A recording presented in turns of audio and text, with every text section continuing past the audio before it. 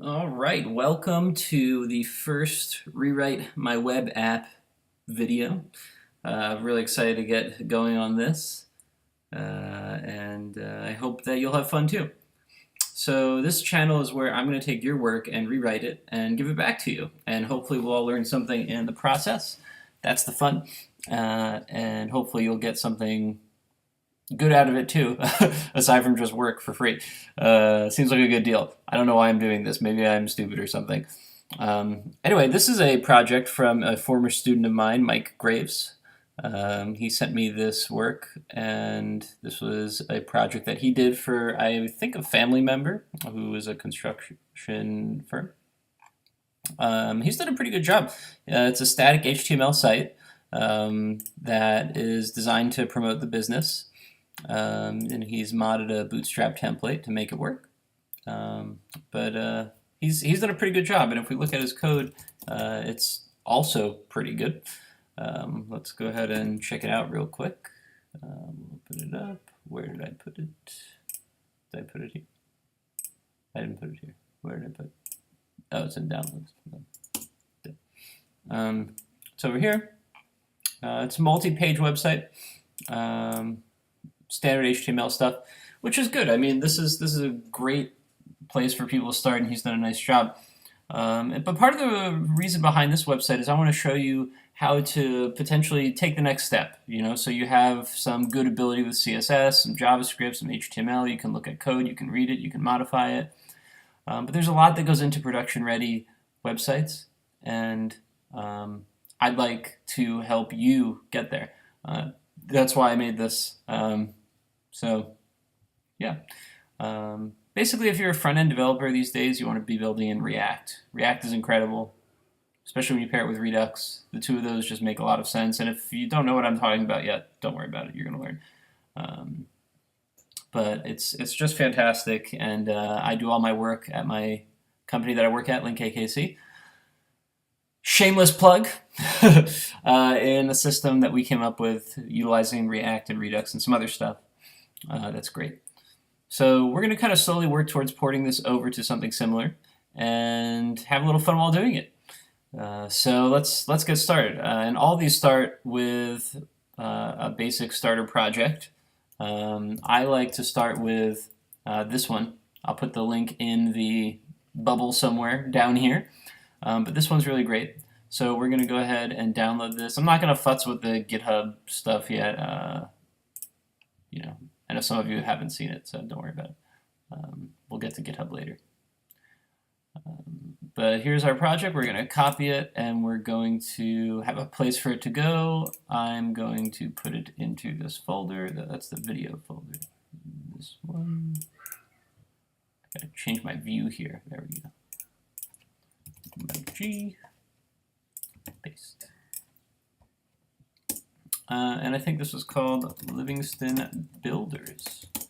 All right, so there we go. Now let's open the GASP terminal and let's find our way down there. So if you're using the terminal for the first time, don't be too scared. I still have no idea what half of this thing does, but we do need to do it for this purpose. So we're going to find CD.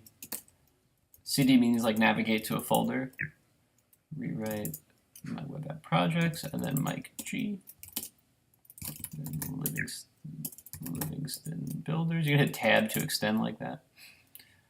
Cool, Livingston Builders. All right, and then if we follow the instructions on these, it says Npm Install. What's this? Npm stands for Ninja Pajama Maker, or something like that. And it's part of Node.js, so we have to make sure that Node.js is installed on your computer. For many of you it is, but if it's not, go here, nodejs.org, and just install whatever you need. It's actually very simple. You download something, you double-click it, you install it, and then you can have all sorts of NPM commands available to you. And the reason why you want to do this is because NPM allows you to work with other people's work very, very easily, and that's the big draw. It also enables you to run some other server things, but the big draw is it lets you integrate with other people's work very easily. Because why do something if somebody else has already done it? I don't know. That seems silly. Maybe if you can do it better, then you do it better, and then everybody else uses yours. Anyway, let's go ahead and do this. We'll run npm install, npm install. And what that's going to do is that's going to search for, well, let's open up the project real quick, the new one. So documents, I put it here, here, here. So that's going to search this file, the package.json file, for other node modules, as they're called, in dependencies and dev dependencies. It's going to search these, and it's going to find them, and it's going to download them into the node modules folder, which it will create in your project file. There it is. So that's really neat and useful and wonderful. So it takes a second because there's a lot, but that's okay. And while we're doing that, let's look at what else we have to do. So Sublime Text, if you've never set it up before, is you're going to want to set it up to run JSX, which is what React is. And the reason why you want to do that is because if you don't, you get some really ugly looking stuff like this, which we don't want. So we want to go to, in Sublime Text, I'm using Sublime Text 3, a fresh install. So you should definitely update your Sublime Text. A lot of the plugins don't work. But if you do Command-Shift-P, and you go to install package control, it was successfully installed. What the? All right. And then we also want Babel. Oops, sorry, we want to install package first. And the package we want to install is Babel.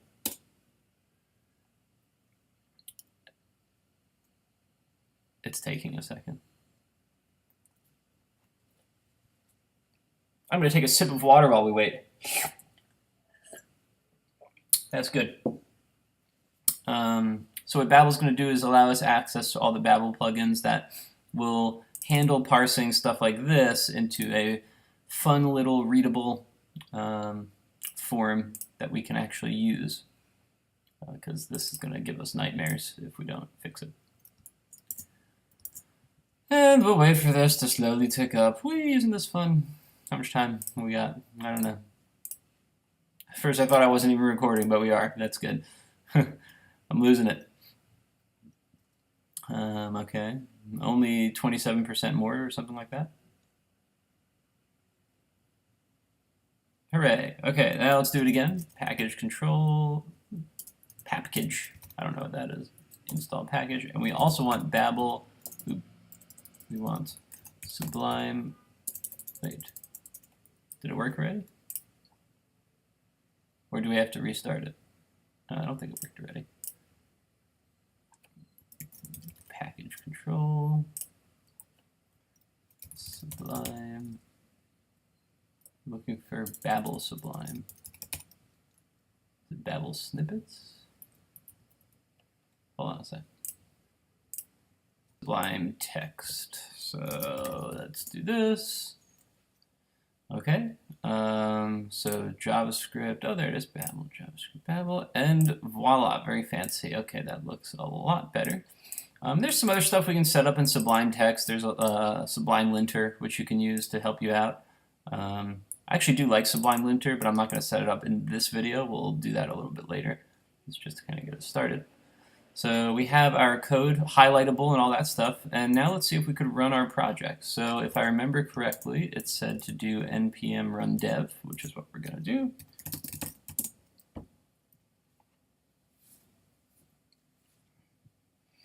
And it's going to build the file. And this is why we don't want to do this from scratch, because what this does is very important. It takes all of the files and it puts it into this build folder, assets. It's got Webpack chunks. Where is, am I lying to you? I might be lying to you. Where does it put it? It should be this build folder. It doesn't go to server, I know that. It goes somewhere.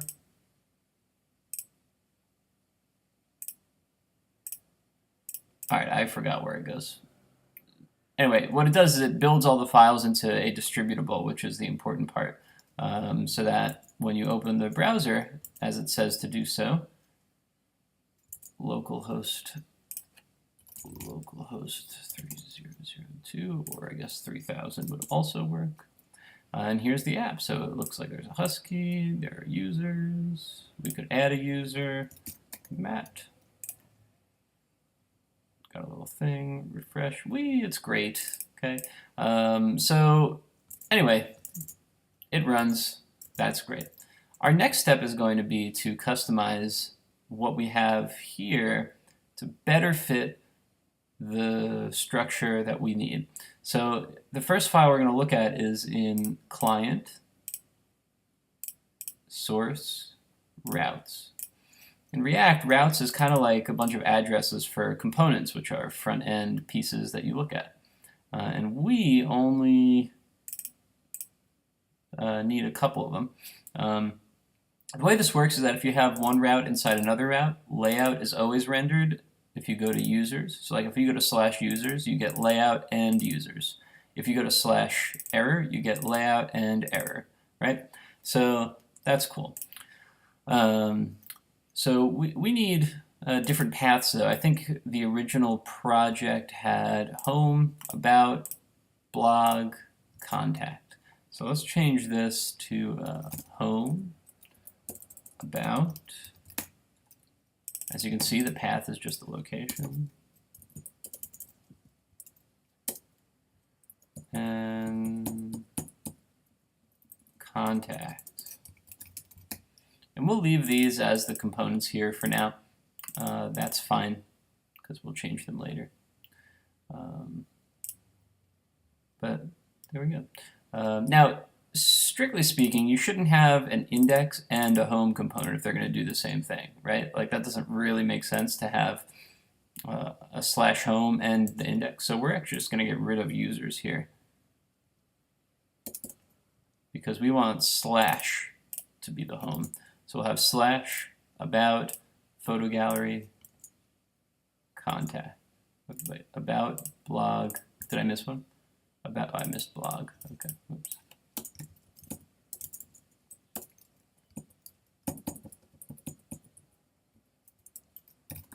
There you go.